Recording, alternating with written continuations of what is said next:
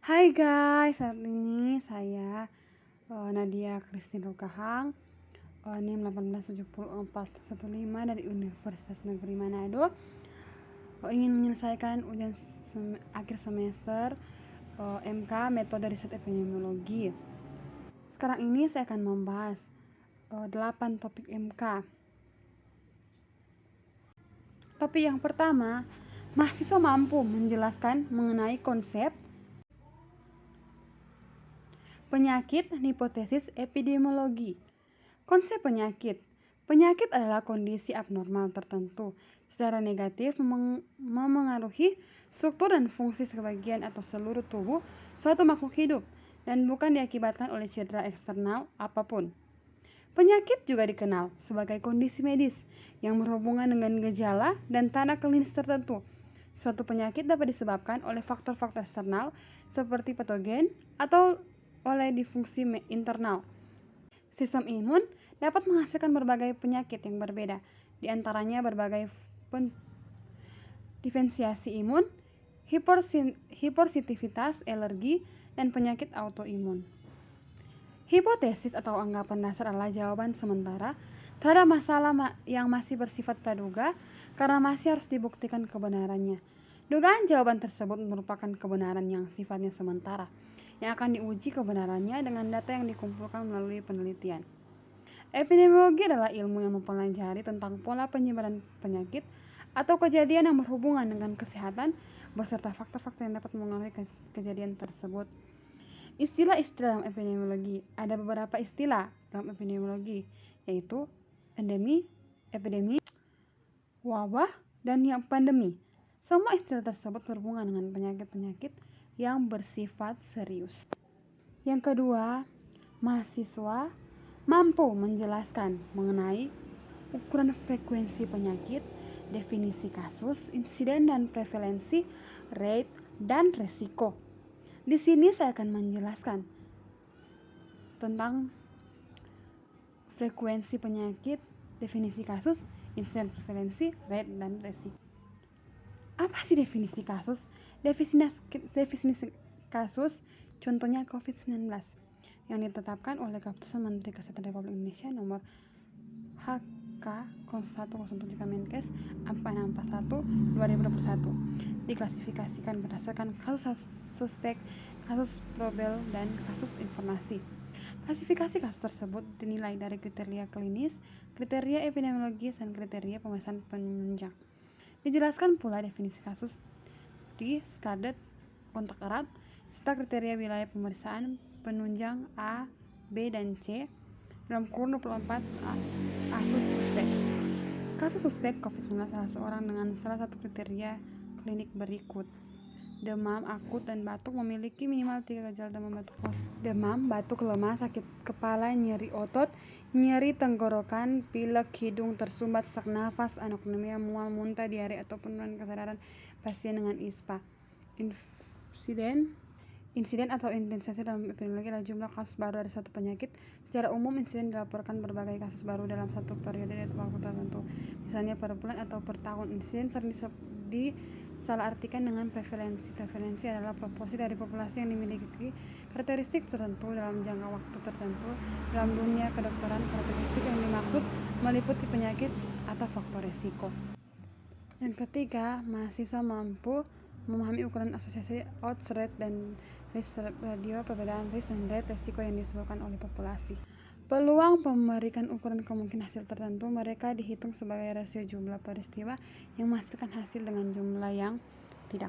Insiden risk ratio atau disebut risk ratio RR adalah ratio insiden risk antara kelompok terpapar dengan kelompok yang tidak terpapar. Insiden risk ratio atau disebut risk ratio RR adalah ratio insiden risk antara kelompok terpapar dengan kelompok tidak terpapar. Nilai insiden risk terbanding lurus dengan lamanya waktu pengamatan, sedangkan nilai insiden rate tidak tergantung dari lama pengamatan karena pembagian adalah orang waktu. Yang pertama, infeksi saluran pernafasan akut. Kedua, ISPA, asma atau asthmatic prochlea. Yang ketiga, paru-paru basal dan autonomia. Yang keempat, block heart pneumonia.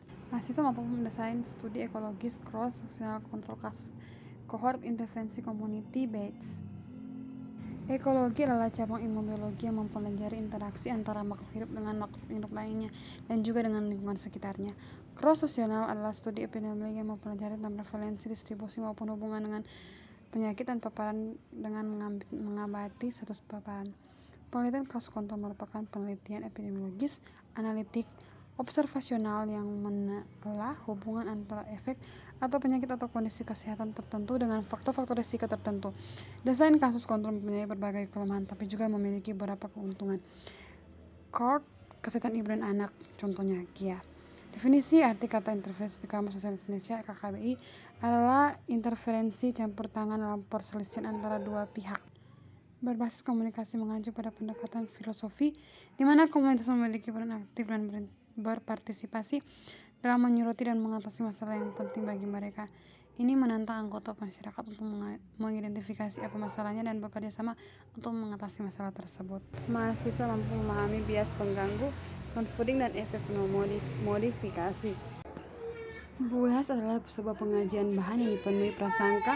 Ia juga berarti kesalahan yang konsisten dan memperkirakan sebuah nilai. Confidence menceritakan berbagai rahasia mencurahkan hati. Confiding atau together pengertian suatu distorsi gangguan dalam indeksi pengaruh paparan terhadap kejadian penyakit outcome sebagai akibat pencampur pengaruh sebuah atau beberapa variabel luar suatu kondisi biasa mengantisipasi efek paparan terhadap kejadian penyakit, masalah kesehatan akibat perbandingan yang tidak seimbang antara kelompok ekspos dan non-ekspos. Suatu situasi ditemukan hubungan soal ekstersual, paparan dan autokome dan teliti akibat adanya pengaruh variabel ketiga. Yang keenam, mahasiswa mampu memahami analisis multivariabel logistik, Poisson, dan regresi binomial. Metode analisis multivariat suatu metode statistika yang tujuan digunakannya adalah untuk menganalisis data yang terdiri dari banyak variabel serta diduga antara variabel tersebut saling berhubungan satu sama lain. Fashion adalah distribusi probabilitas discrete yang menyatakan peluang jumlah. Regresi binomial negatif adalah model non-linear yang berasal dari distribusi Poisson, gamma, mixture, dan merupakan penerapan dari generalized linear atau GLM yang menggambarkan hubungan antara variabel dependen dengan variabel dependen. 7. Mahasiswa mampu memenuhi ukuran kekuatan sampel dalam studi epidemiologi.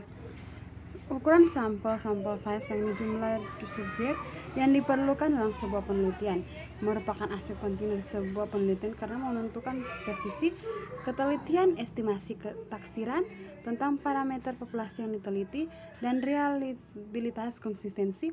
Kesimpulan tergantung hipotesis yang berapa besar sampel yang Anda butuhkan jika menggunakan pemaknaan 1% dan kekuatan uji 80%. Suatu epidemiologi adalah satu studi analitik yang menganalisis hubungan kausal dengan memakai logika terbaik.